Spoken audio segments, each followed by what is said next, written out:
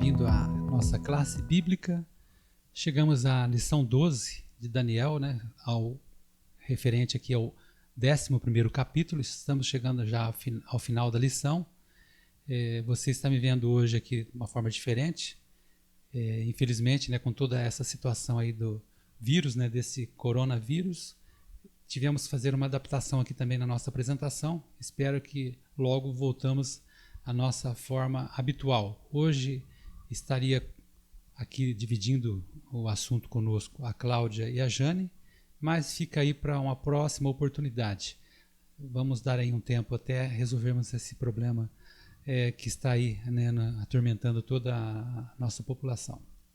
Mas vamos direto ao assunto. Eu escolhi uma forma um pouco diferente. Fiquei pensando como apresentar a lição para vocês, né, e a sequência aqui para que a gente não parasse com nossos estudos. E lembrei de um material que eu tinha já guardado e falei, eu vou pegar esse material e fazer aqui um resumo desse material e apresentar numa forma de aula, tá? Então, o nosso estudo de hoje será como se fosse uma aula do capítulo 11 e espero que você tenha aqui um aprendizado. Esse capítulo, como já mencionamos antes, é um dos capítulos mais difíceis da Bíblia. Há muitos teólogos e estudiosos que dizem que Daniel 11 e Apocalipse 17 são os dois capítulos mais difíceis. Então estamos aqui com esse desafio, né, de passar aqui para você um pouco do capítulo 11, de forma que você tenha um pouco de noção e possa aí prosseguir em seus estudos a partir dessa nossa exposição aqui do capítulo. Bom, vamos então seguir avante. Eu vou procurar falar um pouco rápido, na maneira do possível, para não ficar muito extenso, já que pretendo dar uma exposição um pouco detalhada, né, de todas as partes do capítulo, para que a gente tenha essa oportunidade. De repente, se você tiver alguma dificuldade, creio que muitos terão, porque, como disse, é um capítulo um pouco complexo, você pode voltar depois do vídeo, assistir quantas vezes quiser, já que ficará gravado para você ver posteriormente.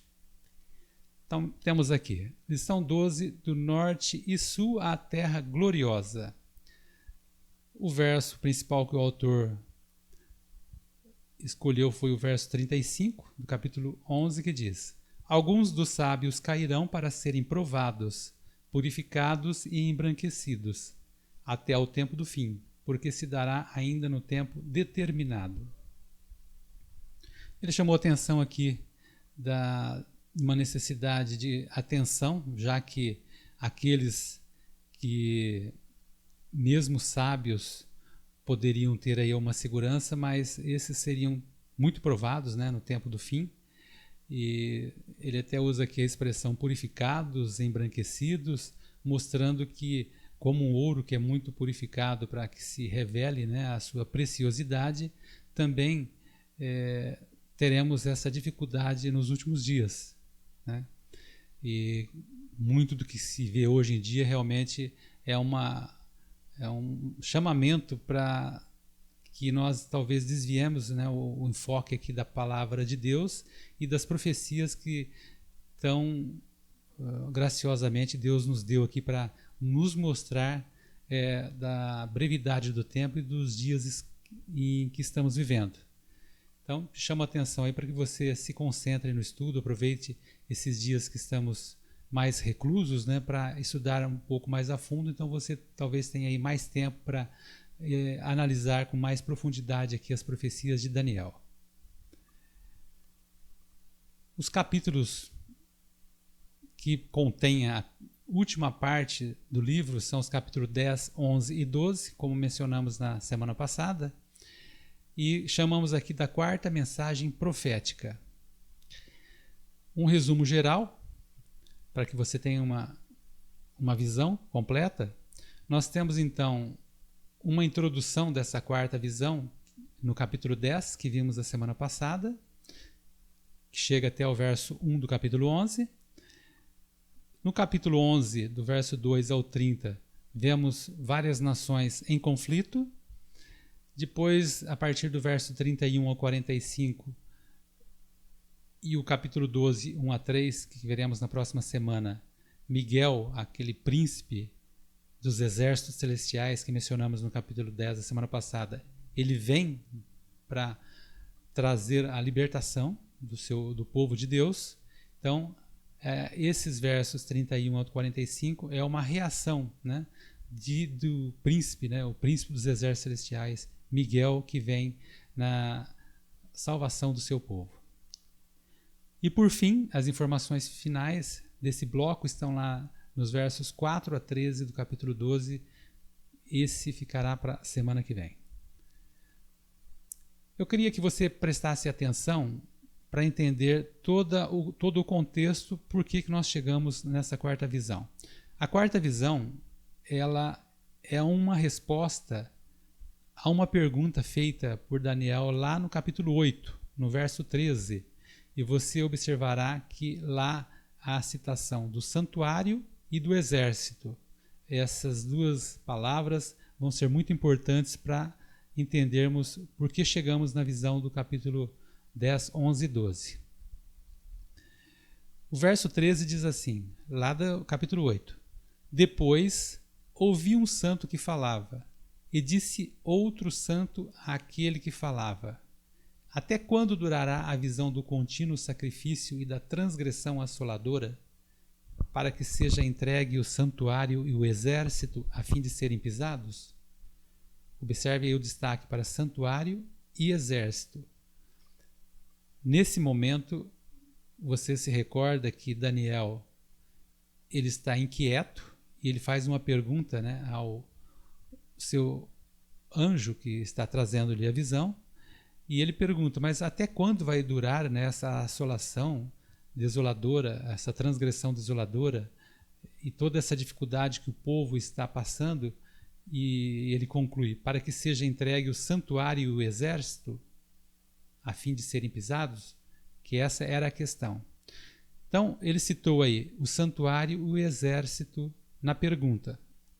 A resposta depois, o anjo encaminha a resposta em nenhum sentido, mas essas duas questões nós veremos que ela tem um significado especial na seguinte forma.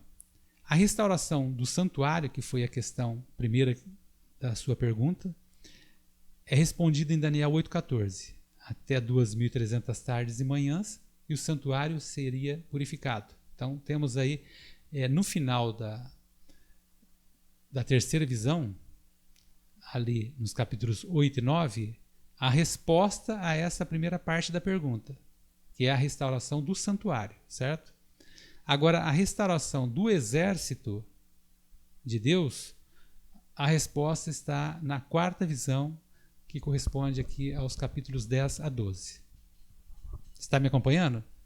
Se não estiver, dá uma parada, depois volte um pouco e vá tentando assimilar então a sequência aqui. Então temos aqui a questão do santuário e do exército, e eu estou dizendo que a resposta à primeira questão, o anjo respondeu com a visão, com a terceira visão, que foi Daniel 8,14, ali se inicia a explanação, que corresponde à terceira visão dos capítulos 8 e 9, e a restauração do exército corresponde aos capítulos 10 a 12, que é o momento que estamos aqui na lição de hoje e da semana que vem também.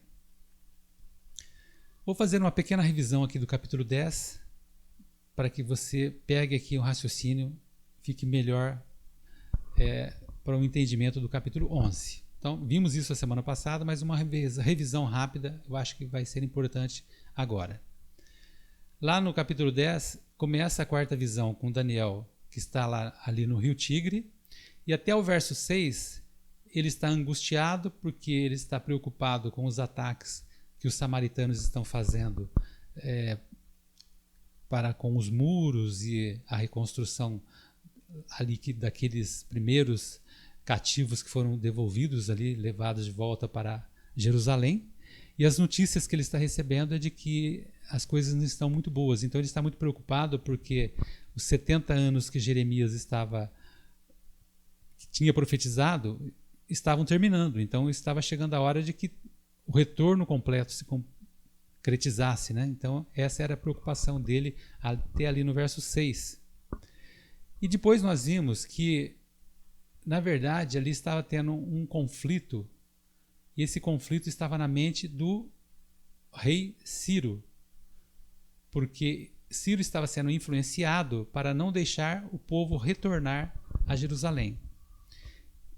E como vimos, estava ali o anjo Gabriel tentando convencer Ciro a assinar o decreto do retorno, e ele não estava conseguindo, porque Satanás estava ali também tentando impressionar Ciro a não assinar. Então estava ali um conflito na mente de Ciro, entre assinar e não assinar para que os judeus voltassem a Jerusalém.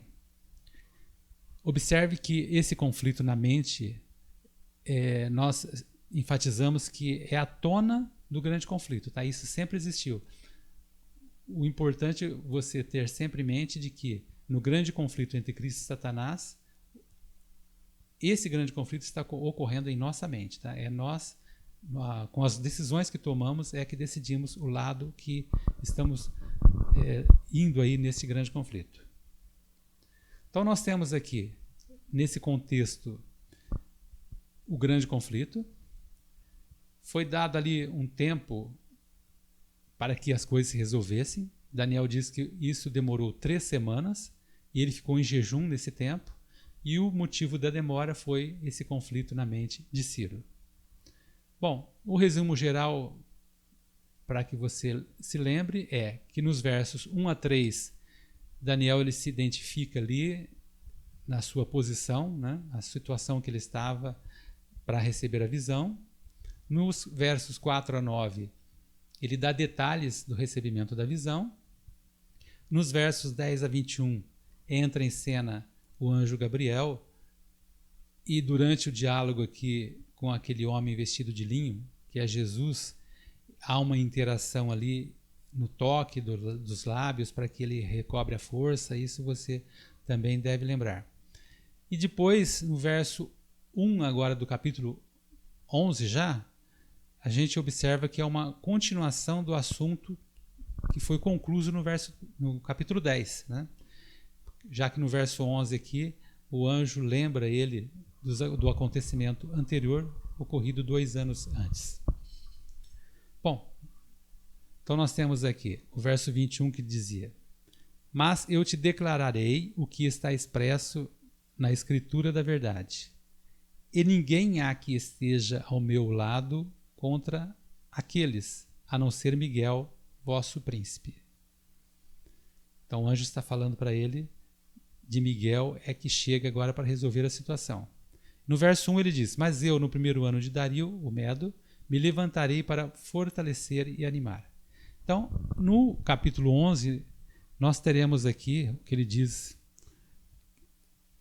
Ele diz que traz uma mensagem para o animar, e o que na verdade é a visão propriamente dita. Então, veremos aqui no capítulo 11 a visão propriamente dita a partir do verso 2. A primeira parte da visão, agora no capítulo 11, nós temos uns blocos aqui para serem analisados. O primeiro bloco está do verso 2 ao 30, que refere-se a nações em conflitos. E nós veremos ali uma luta que se sucede, mostrando de que as nações, desde Babilônia até Roma, que eram as principais citadas nas visões anteriores, agora há uma descrição mais minuciosa dos acontecimentos, tá bom? Esse quadro vai ajudar você a entender um pouco aqui o que eu estou dizendo. Na primeira visão, lá no capítulo 2, nós tivemos Babilônia, correspondente à cabeça de ouro, o Medo-Persa, o Império Medo-Pérsia, né, que era a Média e a Pérsia, correspondente ao peito de prata, a Grécia ao quadril de bronze, Roma às pernas de ferro e a divisão de Roma aos dedos, aqui mesclado com barro no pé e nos dedos da estátua. Depois, na segunda visão, no capítulo 7, nós temos o paralelismo aqui dos animais, o leão que também corresponde à cabeça, o urso, o Império Medo-Pérsia, o leopardo com 4 cabeças, a Grécia, o animal terrível e espantoso, Roma, no paralelo aqui. E esses versos, como você deve se lembrar, né? Daniel ele vai fazendo umas conexões que dá para perceber a sequência dos reinos, né? Não é só interpretação. Praticamente Daniel já deixa ali claro algumas partes que ajudam a fazer a correlação. Depois, na terceira visão, do capítulo 8 e 9, nós temos ali o carneiro com 2 chifres e o bode com um chifre entre os olhos, que é o destaque aqui.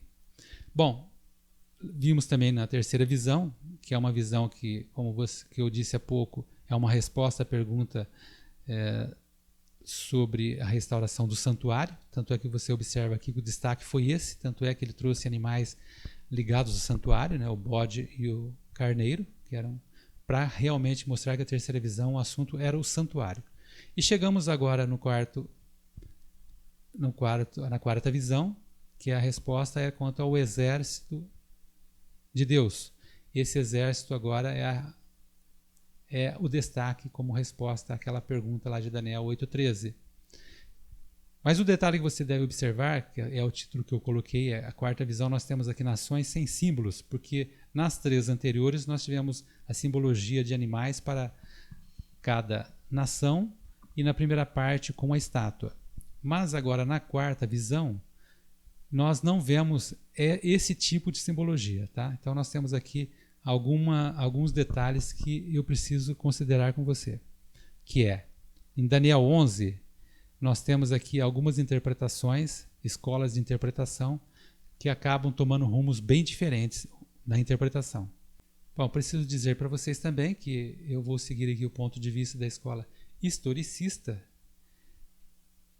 Existem várias escolas de interpretação. A historicista aqui na classe bíblica é a que consideramos a que traz uma argumentação mais lógica, certo? E na escola historicista, nessa parte final também há algumas variantes, né, de interpretação com alguns pensadores, alguns teólogos. Por exemplo, alguns defendem a literalidade completa do capítulo, quer dizer, tudo é literal, não existe símbolo algum. Outros defendem um simbolismo completo, só símbolos, e outros defendem um simbolismo misto, que é o que é mais proeminente, tá, na escola historicista e mais atual. Então nós vamos seguir aqui esta linha do simbolismo misto, a primeira parte sendo simbólica e a segunda parte, ou melhor, a primeira parte sendo literal e a segunda parte simbólica. No decorrer do estudo você vai perceber isso. Vamos lá então, Daniel 11, verso 2. Começamos aqui com o Império Medo-Pérsia, do ano 539 até o 331 a.C. Quer dizer, o que está sendo relatado a partir do verso 2, aí, o início da profecia propriamente dita, começa ali com o Império Medo-Pérsia, a descrição. O verso 2 diz: Agora eu te declararei a verdade.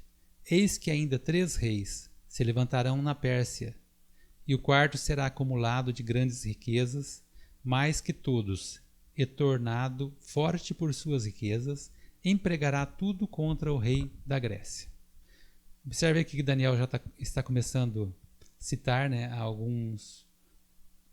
algumas ideias aqui, jogar alguns fatos e nomes que nos dão a ideia aqui de um rumo a seguir. Por exemplo, né, eles se levantarão na Pérsia, né, mostrando que nós estamos no período da Pérsia, aqui do Império Medo-Pérsia. Ele começa agora eu. Eu quem? Então, eu aqui, quem está falando é o anjo Gabriel. Depois ele diz, eis que ainda 3 reis. Quem são esses reis, então? Ele não diz, mas vamos aqui passar para você já uma interpretação mais rápida. Os 3 reis, eles há um consenso de que sejam Cambises, Esmeraldes e o rei Dario. Não aquele Dario que nós conhecemos lá da Cova dos Leões. Aqui o Dario I, do ano 522 a 486. Então, esses 3 reis do Império Medo-Persa são aqui esses 3 citados no verso 2. Depois ele diz que se levantaria um quarto na Pérsia. Então temos aqui 3, e esse quarto seria acumulado de grandes riquezas, maior que todos. Quem seria esse quarto? A história conta que realmente na sequência veio Xerxes, que tinha um exército de 300 mil, que depois foi derrotado pela Grécia, mas era um rei muito forte, com muitas riquezas, né, com um império muito grande. E a Batalha de Salamina, no ano 480, é uma batalha que se destacou nesse período. Então temos aí o rei Xerxes como destaque aqui, sendo o quarto rei citado aqui no verso 2. No verso 3, chegamos à Grécia. O verso 2, Medo-Pérsia, já o verso 3, já entramos na Grécia, quando diz: depois se levantará um rei poderoso, que reinará com grande domínio e fará o que lhe aprouver. Rei poderoso, na sequência aí, esse depois não precisa ser exatamente na sequência, mas depois de algum tempo, né, se levanta então Alexandre o Grande, e estamos aqui já no Império Grego. Verso 4. Mas no auge o seu reino será quebrado e repartido para os 4 ventos do céu. Também faço aqui a interpretação, né? Será quebrado, quer dizer, será rompido, né? Ele vai morrer muito cedo aqui. Alexandre o Grande morre aqui novo, né? Então é quebrado ali a sequência de seu reinado. E repartido para os 4 ventos do céu, também fácil, que na sequência dessa história vemos ali que o seu reino foi dividido entre seus 4 generais, né? Cassandro, Seleuco, Lisímaco e Ptolomeu. E no final do verso diz: mas não para a sua posteridade, nem tampouco segundo o poder com que reinou, porque o seu reino será arrancado e passará a outros fora de seus descendentes. Fora dos seus descendentes, porque ele não conseguiu, né, colocar o filho seu para ser o seu sucessor. Então, foi ele e os seus generais, portanto, fora dos seus descendentes. Então, temos aqui no mapa da época, Cassandro ali ficando com aquela parte superior ali, próximo da Europa. Lisímaco um pouco mais ali na ponta. Seleuco um pouco à direita aqui no mapa, acima, aqui como o norte. E Ptolomeu aqui no Egito como sul. Tá? Então temos aqui para identificar norte e sul. Israel está aqui no meio, né? Ele é a referência, por isso é o norte de Israel e o sul de Israel. Então Jerusalém está aqui. E o norte, o Seleuco aqui como rei do norte, já que depois os outros caíram e o que predominou mesmo foi Seleuco no norte e os Ptolomeus no sul. Seleuco que é o nome da dinastia, né? Então temos a dinastia Seleucida, né, dos nomes aí propícios da dinastia Seleucida, que são os Seleucos, a maioria, e os Ptolomeus aqui no sul. Então está aqui Israel, Jerusalém, todo o norte aqui fica para o Seleuco e o sul aqui e o Egito para os Ptolomeus. Vamos seguir agora os versos adiante, estamos ainda na Grécia, Daniel 11, 5. O rei do sul será forte, como também um de seus príncipes. Este será mais forte do que ele, e reinará, e será grande o seu domínio. Esse rei do sul aqui citado é Ptolomeu I Soter, que é um dos melhores generais de Alexandre, né, que estabeleceu a monarquia helenística que mais perdurou. Ele era um dos generais de Alexandre, era um general muito forte, e ele se destaca aqui como o primeiro do sul, né, Ptolomeu I Soter. E diz assim, ele é forte como também um dos seus príncipes. Aqui ele está se referindo a Seleucum Nicator, esse príncipe, né? Que também é outro general de Alexandre, que se tornou um governador da maior parte asiática do império, que é a parte do norte. Mas no início estava sob o comando de Ptolomeu I Soter. Por isso aqui ele diz aqui um dos seus príncipes, mas que depois se destaca ao norte. No verso 5 termina: este será mais forte do que ele, reinará e será grande o seu domínio. Então fica fácil aqui entender, né?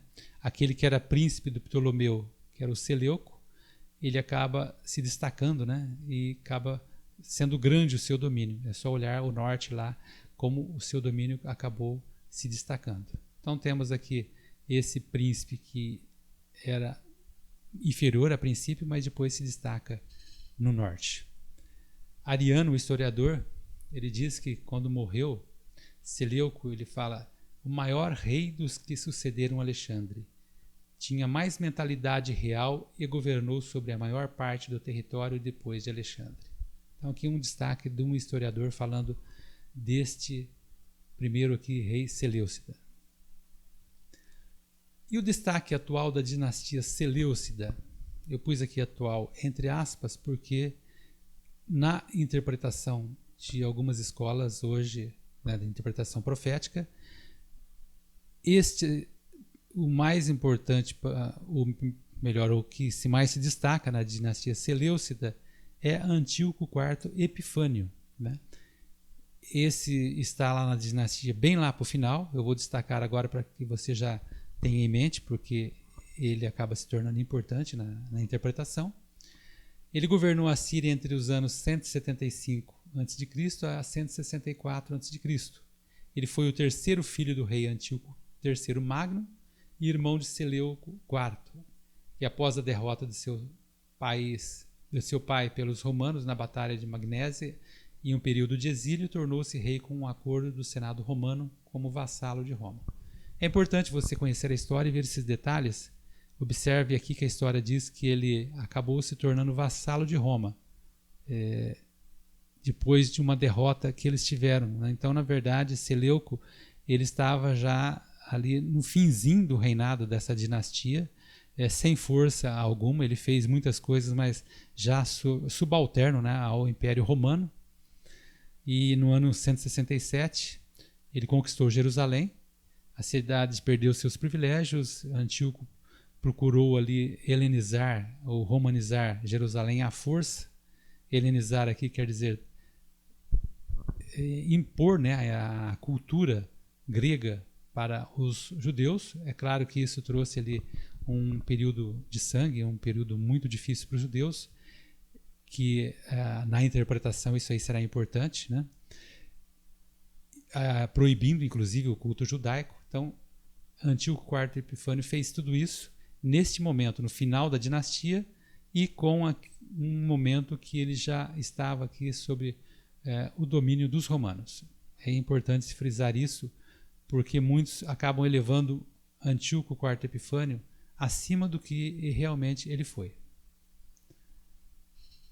No verso 6 diz: mas ao cabo de anos eles se aliarão um com o outro. Então vamos voltar. Eu só fiz a citação de Antíoco IV Epifânio aqui por causa da interpretação, tá? Mas nós terminamos o verso 5 dizendo lá do primeiro Seleucida, né? Comparando com o sul. Estamos ali no início ainda, tá? Não entrou aqui este Antíoco IV na história, não. Bom, no verso 6 então diz: ao cabo de anos eles se aliarão um com o outro. O que nós vamos observar aqui é uma constante guerra, como disse o título desse trecho, Nações em Conflito, uma constante guerra entre o norte e o sul. O norte com os Seleucidas e o sul com os Ptolomeus. Diz então que depois de alguns anos eles acabariam se aliando. Diz aqui que a filha do sul casará com o rei do norte. Nós temos aqui uma visão profética que focaliza uma crise que ocorreu 35 anos após a morte de rei do Seleuco I Nicator, que foi para solidificar a paz entre os dois reinos após uma longa e custosa guerra, e foi por meio de um tratado político que os dois acabaram agora se tornando aliados. Então, período de guerra até que ali chegou agora o momento de tentar uma aliança. Vamos ver como foi feita essa aliança. A filha do rei do sul casará com o rei do norte para estabelecer a concórdia. Então observe aqui Daniel descrevendo como que isso aconteceu. Estamos falando aqui de Antíoco II Teos, né, no norte. Ele divorcia-se de Laodice, sua esposa, para casar-se com a Berenice, que é filha do rei do sul. Preste atenção aqui no emaranhado dessa história familiar. Laodice, ou Laodiceia, que foi a rejeitada aqui pelo Antíoco, lá do norte, é uma personagem que vai ser destaque, preste atenção nela. Depois temos Berenice, que é a filha de Ptolomeu II, Filadelfo, que é o atual do sul. Então temos aqui o Antíoco do norte, que ele abandona Laodice para casar-se com Berenice, para tentar aí essa concórdia, né? Essa união entre os dois lados aí, norte e sul. Mas diz o verso, continua dizendo, ela, porém, não conservará a força do seu braço. O que quer dizer isso? Antíoco, né, ao fazer isso, aí houve um problema, né? Porque ao depor Laodiceia, ou Laodice, o rei ele acabou excluindo os filhos dela, né, de Laodice, da sucessão do trono, já que agora ele tinha casado com a filha lá do Ptolomeu. E aí é claro que houve um problema aí, tirando os filhos de Laodice da sucessão do trono, né? E para piorar mais ainda, ele acabou, Antíoco, tendo um filho com Berenice.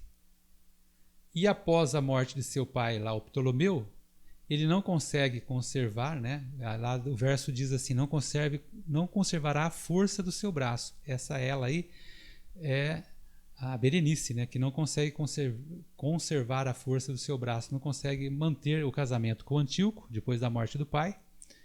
E ele acaba se reconciliando com Laodiceia, né? E volta para Laodiceia. Então, aí no verso 6, é esse o sentido aí dos acontecimentos. Na sequência diz, e ele não permanecerá nem o seu braço, porque ela será entregue, e bem assim os que a trouxeram, e seu pai e os que a tomou por sua naqueles tempos. Então, explicando aqui esse final. Temos aqui um acontecimento meio traumático, né? No final dessa história, porque Laodiceia é chamada na história como a ambiciosa. Assim que ela consegue resgatar o casamento de novo com o rei, ela se vinga, né, de Antíoco II e o envenena. E em seguida, para completar ainda a sua vingança, ela manda matar a Berenice e o filho da Berenice. Tá? Olha que interessante. Aqui uma nota que eu destaquei que foi o seguinte, no verso diz, e ele não permanecerá nem o seu braço. Esse seu braço aqui na tradução da Septuaginta, uma tradução mais antiga, me parece que mais apropriada, dizia sua semente. Então, na verdade, ele não permanecerá nem a sua semente, que traz aí uma tradução mais apropriada para o português. Tá? Então, a semente realmente é porque Berenice não conseguiu segurar nem ela mesma, porque ela acabou sendo também assassinada, e também o seu filho foi assassinado. No verso 7 diz, mas de um renovo da linhagem dela, um se levantará em seu lugar e avançará contra o exército do reino do norte, e entrará na sua fortaleza e agirá contra eles e prevalecerá. Daniel está dizendo aqui o seguinte, que a história ia continuar daí um tempo, né, um renovo da linhagem, né? Não, o filho de Berenice acabou sendo morto também, mas ali depois da linhagem da família acabou vindo um que acabou voltando a guerrear novamente, tá? Foi Ptolomeu III Evergetes, que foi o filho de Ptolomeu II e irmão lá da Berenice. Então esse irmão é que se sucedeu o pai no ano 246 e invadiu a Síria, né? A Síria aqui, quando falamos a Síria, é o reino do norte, com os reis do norte, né? E vingou então o assassinato de sua irmã.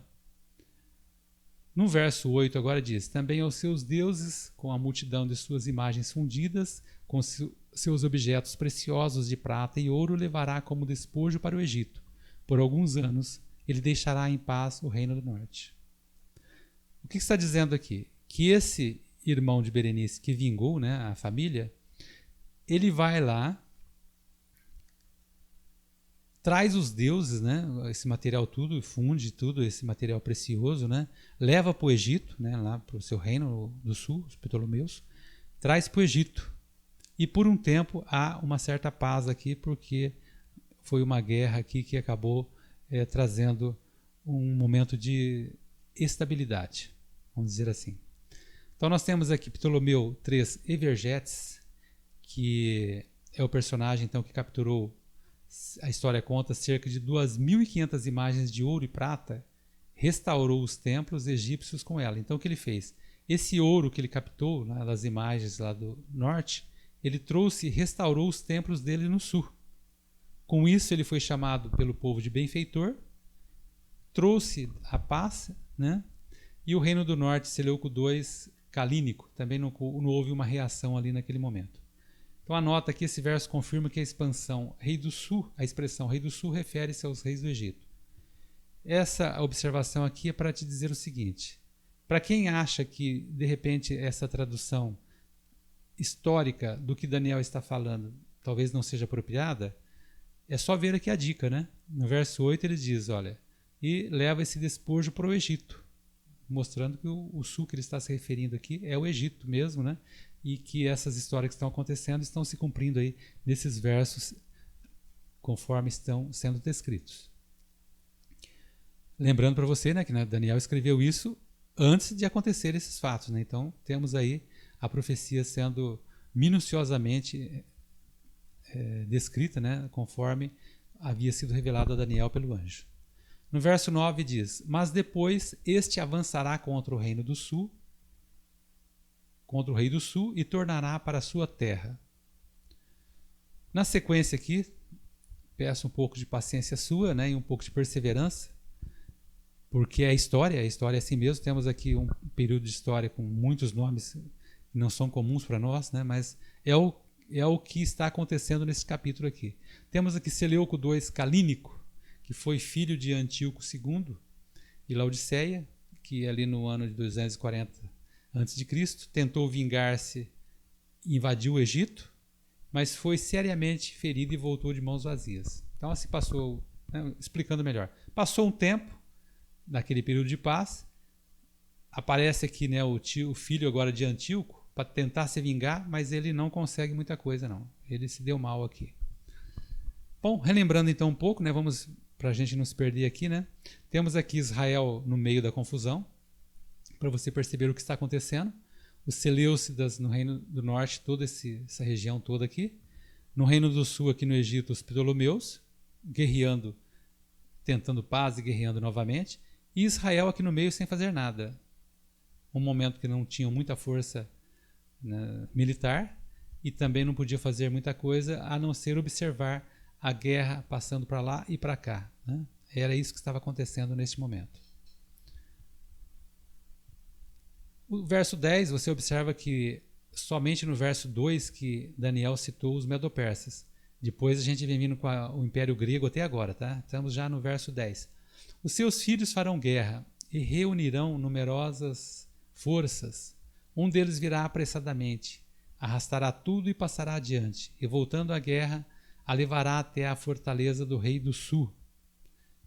Bom, aqui ele está falando então dos filhos de Seleuco II Calínico, que são Seleuco III Serano Sóter, que foi assassinado depois de um curto reinado, e de Antíoco III o Grande, que iniciou uma campanha sistemática contra o Ptolomeu IV Filopator, arrasando tudo pela frente. Então, mais um momento de guerra aí, não vamos entrar em muitos detalhes, né?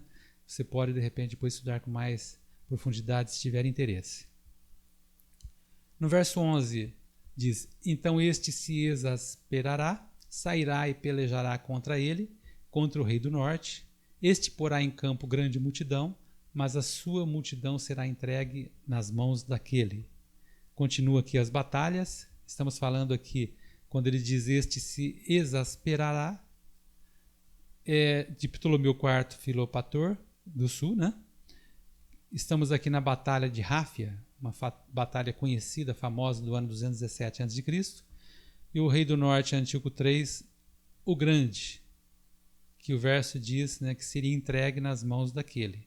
Então vemos aqui um historiador, por nome Políbio, que diz que o exército de Antíoco III era constituído de 62 mil soldados, 6 mil cavaleiros e 102 elefantes. Olha aqui a curiosidade, né? Uma guerra, para quem não sabe, né? Um momento da história que os elefantes foram proeminentes aqui nas batalhas, né? Em vez de cavalos. Uma fila de elefantes aqui sendo levado para a guerra, né? Até curioso ver uma cena dessa.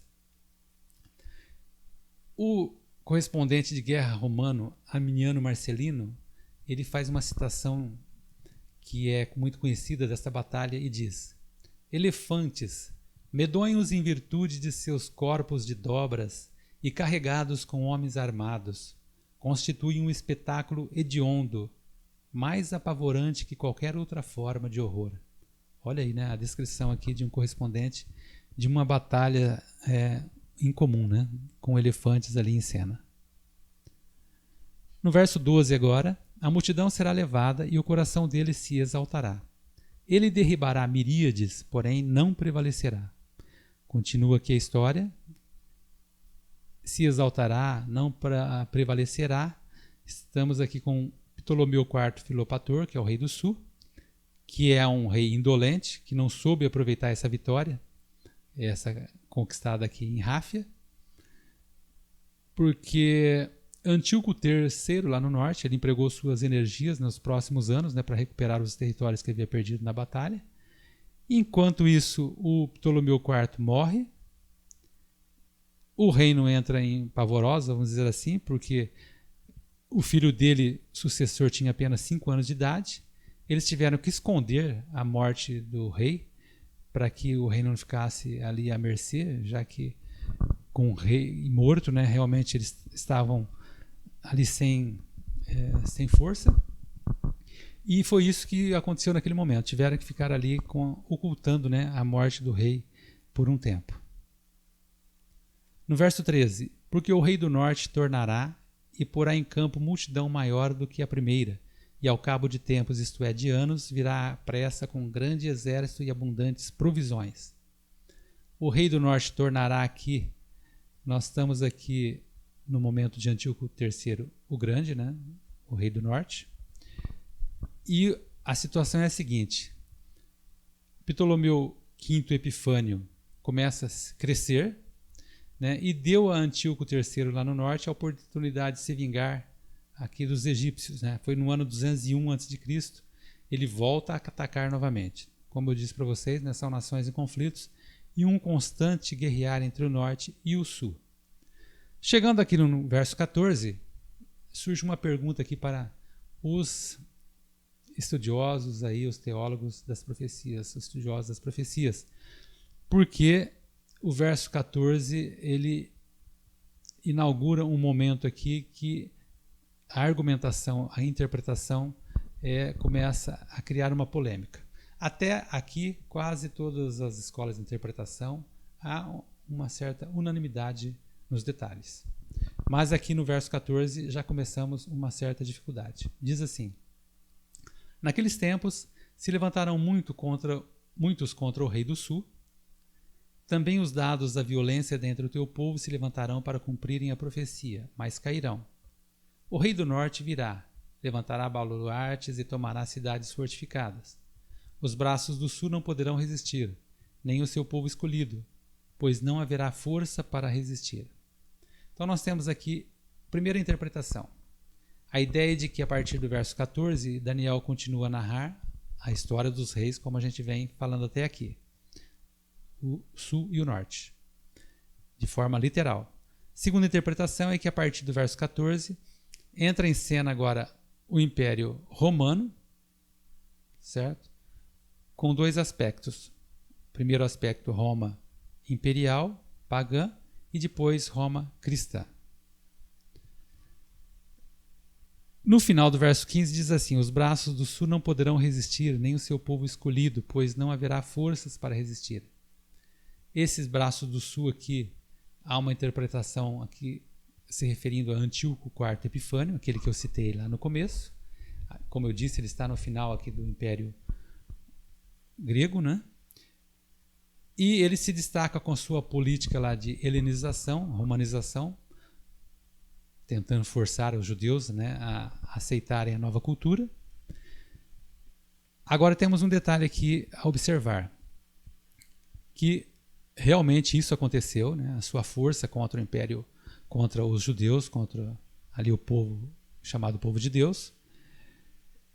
Mas nós temos aqui no capítulo 11, uma sequência que muitos usam, principalmente a escola de interpretação preterista, mostrando de que, como é citado aqui e pode-se ter interpretado Antíoco IV aqui na sequência, ele também é o personagem lá dos capítulos 8 e 9. Então aqui que nós discordamos, porque simplesmente esse argumento não é completo, já que poderíamos também acrescentar outros seleucidas aqui não mencionados que também não tiveram correlação nenhuma lá com aqueles capítulos. Tá? Não é porque foi mencionado aqui Antíoco IV Epifânio que seja ele também aquele do capítulo 8 e 9. Seguindo agora o verso 16. O que, pois, vier contra ele fará o que bem quiser, e ninguém poderá resistir a ele. Estará na terra gloriosa e tudo estará em suas mãos. A terra gloriosa aqui é a Palestina. Aqui já entra Pompeu, né, o general romano, que chega para pôr fim às lutas e entre os irmãos Aristóbulo II e Hircano II, que eram rivais na luta pelo trono da Judéia. Então vemos aqui que já entramos aqui com tudo, né, no Império Romano. Pompeu ocupou Jerusalém em 63 a.C. e vinculou então a Judéia à província romana da Síria. Os defensores se fecharam atrás dos muros do templo e por 3 meses resistiram aos romanos. Então aqui começa o Império Romano a entrar em cena. Eu vou resumir um pouco aqui, né, no verso 16, vamos lembrar aqui o norte e o sul, né, como já vimos, e uns detalhes apenas para contextualizarmos o Império Romano. Nós temos aqui Cleópatra, que é filha de Ptolomeu VI. Ela foi posta sob tutela de Roma em 54 a.C. E 3 anos depois torna-se amante de Júlio César, que tinha invadido o Egito.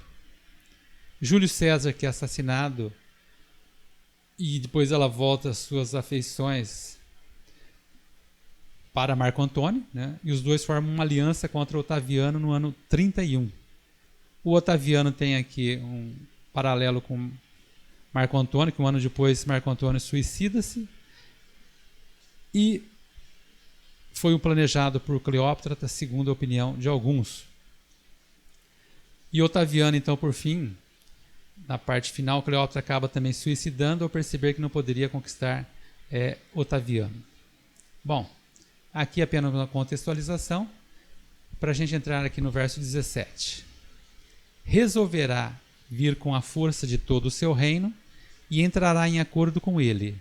Ele dará uma jovem em casamento para destruir o seu reino. Isto, porém, não vingará, nem será para a sua vantagem. Aqui está se referindo, né, à conduta desonesta de Cleópatra, que se ajusta, né, à última frase aqui do verso 17. O 18 e o 19.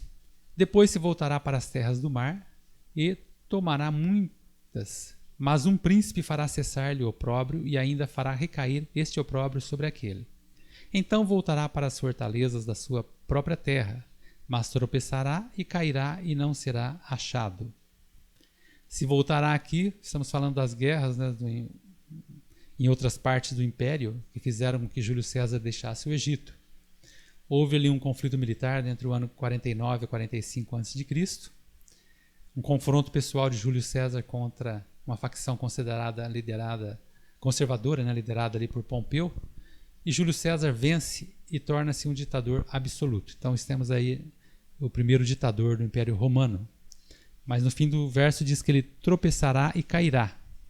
E no ano 44, então, Júlio César foi assassinado em Roma. Verso 20. Levantar-se-á depois em lugar dele um que fará passar um exator pela terra mais gloriosa do seu reino. Aqui está falando de César Augusto, que diz que naqueles dias foi publicado, né, lá em Lucas 2:1, naqueles dias foi publicado um decreto que César Augusto convocando toda a população do império para recensear-se. Então, o exator aqui pela terra é o licenciamento, né, o recenseamento que houve aqui nesse período. Fará passar, que representa, né, a opressão real, né, com os impostos, né, por isso que aqui não era uma coisa simples, né, era a opressão ali dos impostos e o recenseamento, que ocorreu aqui no período de César Augusto. Verso 21, depois se levantará em seu lugar um homem vil, o qual não tinha dado a dignidade real, mas ele virá caladamente e tomará o reino com intrigas. Aqui entra em cena o homem vil, né? Homem vil quer dizer alguém que foi desprezado ou pouco estimado, tá? E se encaixa ali com o imperador Tibério César, do ano 14 ao 37 depois de Cristo. Tibério era um imperador excêntrico, mal compreendido e não amado pelo povo, e conhecido aqui por ser um homem vil. Então aqui o verso 21, ele cai aqui como uma luva para esse imperador romano Tibério César. O destaque aqui que você deve observar que é no período aqui da morte de Cristo, já que Cristo morreu no ano 31, estava sobre o imperador Tibério César. Não tinha dignidade real, é porque ele não era de uma sucessão real. Então, quando Daniel diz isso, é a isso que ele se refere. Ele se tornou filho de Augusto por adoção e foi apontado como herdeiro apenas quando adulto. E virá caladamente, se tornará reino com intrigas, é porque na sua ascensão houve-lhe umas manobras, né, de sua mãe, né, Lívia. No verso 22, as forças inundantes serão arrasadas de diante dele. Serão quebrantadas, como também o príncipe da aliança. Forças inundantes quer dizer o poder militar, que mostra o êxito que Tibério César teve nas regiões da Alemanha e Oriente, certo? E, por fim, príncipe da aliança. A citação de príncipe da aliança aqui no período de Tibério César se refere então a Jesus aqui, né? Morto bem no período dele, né? Jesus é o príncipe da aliança, né? Seguindo, apesar da aliança com ele, usará de engano, subirá e se tornará forte com pouca gente. Apesar da aliança com ele, usará de engano. Então, alguns comentaristas sugerem aqui que Daniel ele volta um pouco no tempo e se refere à aliança entre os judeus e os romanos no ano 161.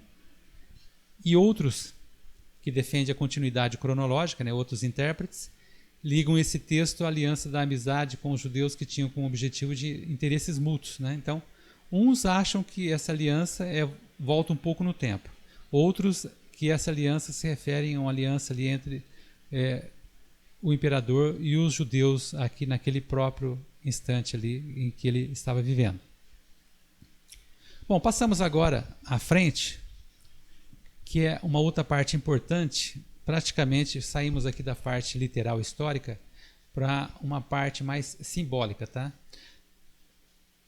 O momento em que Miguel, né, o príncipe dos exércitos celestial, ele reage a toda essa abominação desoladora contra o povo de Deus e vai começar a mostrar aqui uma forma simbólica as atividades agora do tempo, caminhando para o tempo do fim. Então estamos falando aqui dos versos 31 ao 45 e depois Daniel capítulo 12, 1 a 3. O verso 31.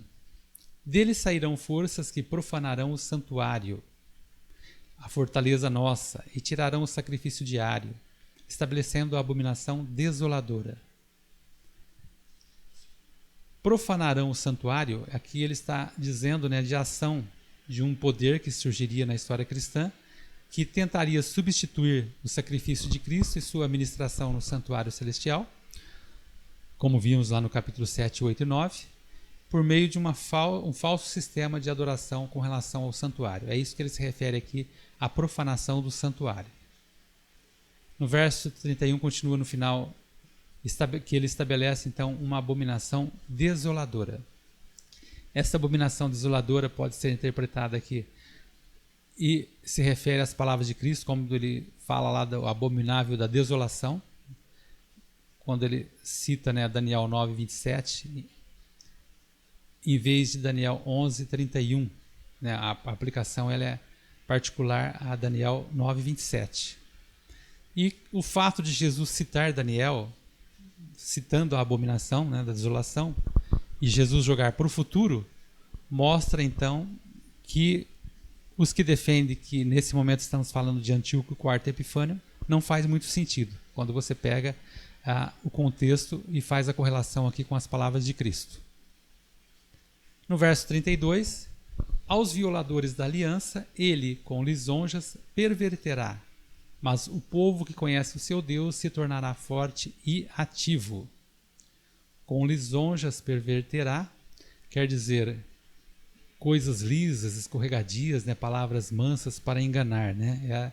Inclusive, esse é um método, né, uma contrafação satânica, né, para desviar o povo da verdade. E no fim se tornará forte e ativo, quer dizer, vai fazer muitas proezas, né? E se refere àqueles que de uma forma foram oprimidos, mas que tentaram, né, resistir a essa opressão, né? E ele é citado aqui como exemplo os valdenses e os albigenses. Isso tudo ocorrendo aqui na Idade Média. No verso 33 e 34, os sábios entre o povo de Deus ensinarão a muitos, todavia cairão pela espada, pelo fogo, ensinarão a muitos, aqui podemos dizer, esses que estavam defendendo a verdade, tentando, né, seguir, né, a comissão que Cristo deu, né, ide por todo mundo, pregai o evangelho a todas as nações. No verso 33, depois no final diz, por algum tempo, né, eles seriam levados a cativeiro. Esse por algum tempo aqui representa os 1260 anos lá, que foi citado lá em Daniel, nos capítulos 8 e 9. Né? E houve um pequeno socorro, né, podemos dizer aqui, num pequeno alívio que houve nesse período com os reformadores, cito aqui João Hus, Wycliffe, Jerônimo, Lutero e outros. No verso 35 diz, alguns dos sábios cairão para serem provados, purificados e embranquecidos até o tempo do fim, porque se dará ainda no tempo determinado. Esse tempo do fim, compreendemos aqui o ano 1798, no final daqueles 1260 anos, que abrange toda essa dispensação cristã, todo esse período, e é uma marca que podemos dizer que apregou o início aqui da mensagem, né, da segunda vinda de Cristo após esse período aí chamado tempo do fim. Daniel agora dos versos 36 ao 39 temos 2 blocos e do 40 ao 45 outro para fechar o capítulo, que são 2 blocos finais aí do capítulo. Podemos aqui, seguindo então a sequência lógica do que temos visto até agora, embora haja algumas controvérsias, dizer que até o verso 25 chegamos no tempo do fim, que é o ano 1798, como dissemos. E no verso 36 ao 39, o Reino do Norte volta ao cenário no tempo do fim. Tá? E no verso 40 a 45, o Norte e o Sul entram em confronto no tempo do fim e chegam a um clímax do conflito, como veremos a partir de agora com mais detalhes. Então, verso 36. Este rei fará segundo a sua vontade. Que rei será este? Esse ao qual já estávamos mencionando, né? Nos versos anteriores. Segundo sua vontade, indica que um domínio universal, né, sem oposição, né? O Apocalipse até chega a citar esse domínio que ninguém poderia batalhar contra ele, indica que no tempo do fim, nos tempos haveria uma falsa religião que iria crescer em popularidade e predominância. Esse rei fará segundo a sua vontade e se engrandecerá sobre todo Deus. Então, este rei aqui, simbolizado pelo norte aqui, se engrandecerá sobre todo Deus, que sua familiar lá com o que Paulo diz em 2 Tessalonicenses 2:4, né, de que o mistério da iniquidade já estava até começando naqueles dias, mas que aumentaria no futuro. E também com Daniel 8:11, que é um poder religioso simbolizado pelo chifre pequeno que se engrandeceria até o príncipe dos exércitos, com a pretensão ali de mudar os tempos e a lei. No final, falará coisas incríveis e será próspero. Aqui remete lá a Daniel 7:25, né, que diz que o chifre pequeno é quem profere blasfêmias contra o Altíssimo. Então, vemos aí uma correlação lá com aquele chifre pequeno de Daniel 7. E ele termina, até que se cumpra a indignação. Quando é isso? Esse se cumpra a indignação, então seria agora no fim, né, quando se cumpriria todas as coisas, e a ira de Deus então seria derramada sobre a terra. Porque aquilo que está determinado será feito, conforme disse lá em Daniel 9:27. E aqui vemos uma linguagem semelhante, né? Até que a destruição que está determinada se derrame sobre ele. Vemos aqui as correlações entre o que Daniel já havia dito anteriormente. Verso 37 e 38. Na parte final agora. Honrará com ouro e com prata, com pedras preciosas e coisas agradáveis. Vou ficar aqui com a parte final, né? Temos aqui um retrato, né, de esse sistema de falso ensino que privilegia, né, a prata, o ouro para essas pedras preciosas, que honra isso, né? Então depende de força, de munição, de armas para conseguir seus objetivos. Essa é a figura do Rei do Norte aqui final. Em vez da espada, em vez de usar a Bíblia, a palavra de Deus, o Espírito de Deus, usa o poder da força do ouro e da prata. No 39, com auxílio de um Deus estranho, agirá contra as poderosas fortalezas, e aos que o reconhecerem, multiplicar-se-lhe-á a honra. E no 40, no tempo do fim, o rei do sul lutará contra ele, e o rei do norte arremeterá contra ele com carros, cavaleiros e com muitos navios, e entrará nas suas terras e as inundará e passará. Então chegamos aqui à reta final, com uma interpretação aqui provável, muito provável, que considerando o Reino do Sul como o ateísmo, né, em suas diversas formas, por exemplo, o comunismo, todas aquelas ideias que advieram ali dos últimos séculos, né? E o Rei do Norte como se fosse um cristianismo apóstata que se arremete contra esse ateísmo com sua força e o vence. Então, vamos fazer uma leitura aqui dessa parte final para termos um entendimento melhor. Do verso 41 em diante. Entrará também na terra gloriosa e muitos sucumbirão, mas do seu poder escaparão estes, Edom e Moabe e as primícias dos filhos de Amon. Estenderá a mão também contra as terras, e a terra do Egito não escapará.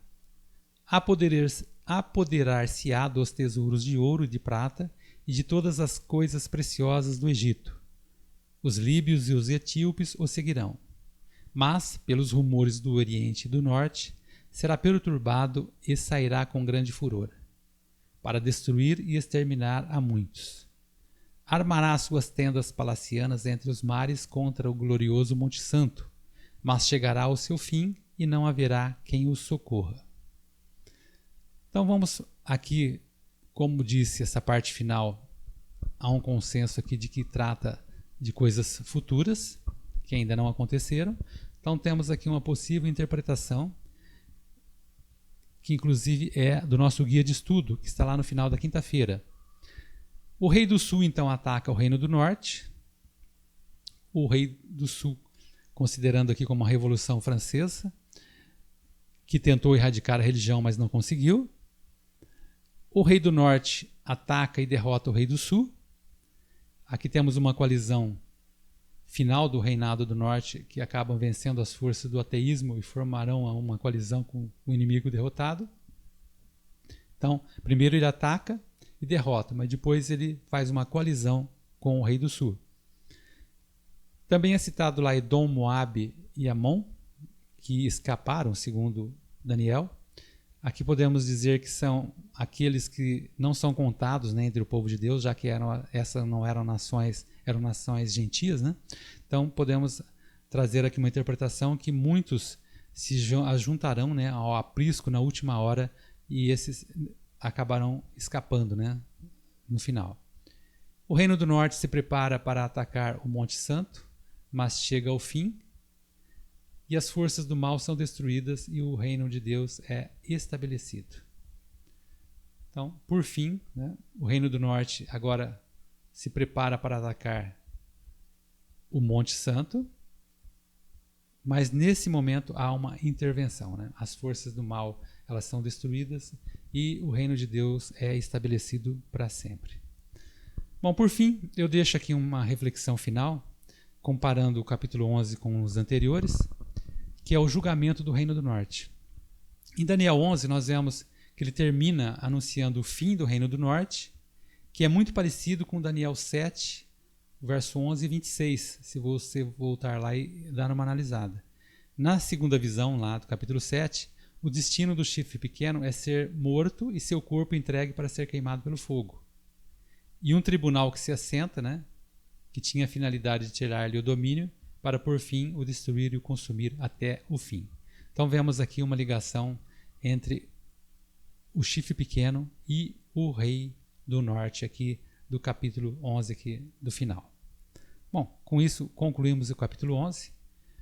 É um pouco cansativo, né? Que é muita história, muitos dados. Passei aqui uma visão geral para você ter aqui a oportunidade e o interesse de estudar um pouco mais a fundo e aproveitar esse conhecimento aí para juntar com a semana que vem com o capítulo 12. Aí sim, nós fecharemos todo o livro de Daniel e você terá uma visão geral. Somente o capítulo 11 realmente ele fica um pouco difícil, porque você viu que são muitos detalhes. Às vezes nos dedicamos tanto tempo com coisas inúteis, fúteis, decoramos tantas coisas sem sentido na vida, né? E aí achamos às vezes difíceis nos debruçarmos um pouco na palavra de Deus, nas profecias, que são coisas reveladas por Deus. Então, até a semana que vem, quando concluiremos com o capítulo 12. Até lá.